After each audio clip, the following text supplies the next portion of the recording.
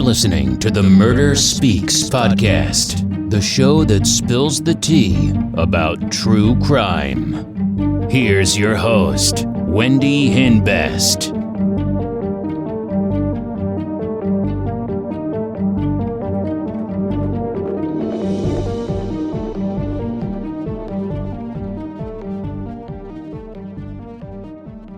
Hey, welcome back. So today's real crime story is about 43-year-old Diane Holik from Austin, Texas. Diane was an executive at IBM and traveled a lot for work. One day she joins a dating service and meets a guy named Dennis. Soon after meeting, they become engaged. Then she decides to put her house up for sale. So Diane hires her real estate neighbor to help sell her house. Thursday, November 15, 2001, there was a bad storm, and Diane was home alone. The next day, nobody has heard from Diane, and she misses a conference call at work at 10 a.m.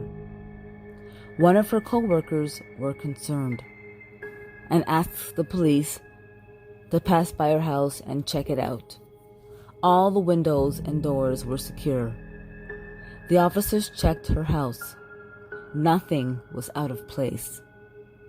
The police officer checked the bedroom and found Diane's body on the floor next to the bed. Her body was wrapped in a comforter, and she was strangled to death.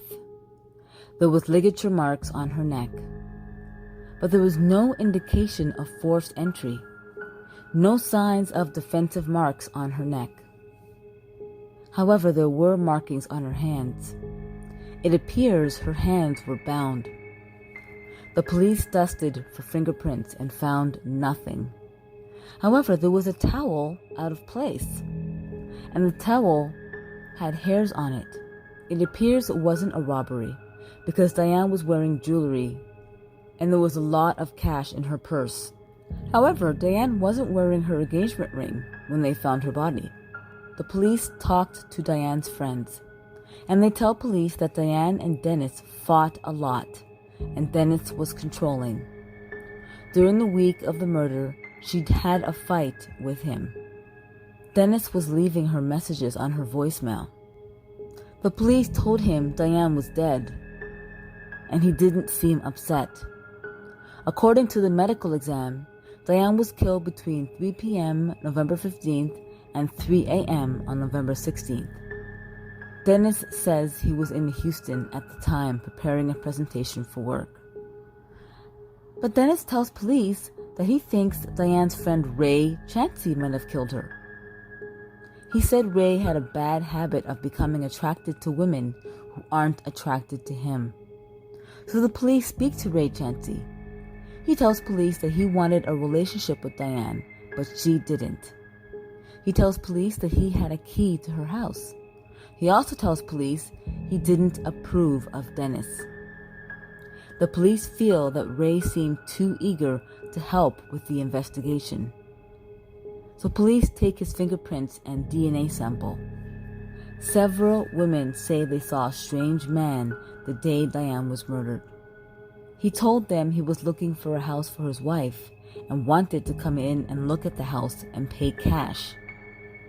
Diane told Dennis that there was a potential buyer. One of the women let him in because she was a realtor. He wanted her to show him the bedrooms upstairs, but she wasn't comfortable, so she got his name. He told her his name is Walter Miller, and he gave her his number. The police called the number, and it came back to a Matthew Sapolsky. Matthew Sapolsky suffered from paralysis in both arms, and so he was not physically capable of committing this crime. The man obviously gave a fake name and number. November 20, 2001, a sketch of the mystery man was on the news. One woman was home alone with a child when he came to her door. He got angry with her at the door when she wouldn't let him in, so she wrote down his license plate, and it came back to Patrick Russo. Patrick Russo had multiple assaults on women, and he was on parole. He spent 8 years in jail for choking a woman. The police approach the house of Patrick Russo. He tells police that he has changed. He denied going into anybody's home.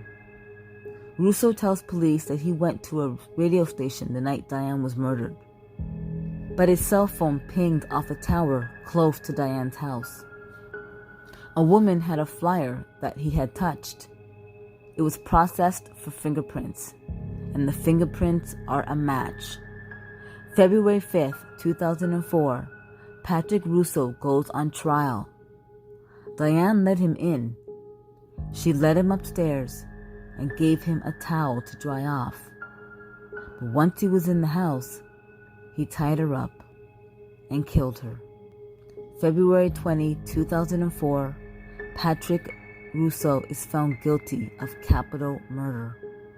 He was pretending to be a realtor just so he can get into people's house. Yeah, I must say that if I was me, if I was at home alone and somebody came to my door like that, I wouldn't let him in my house either. Creepy. Okay, well, thank you so much for listening.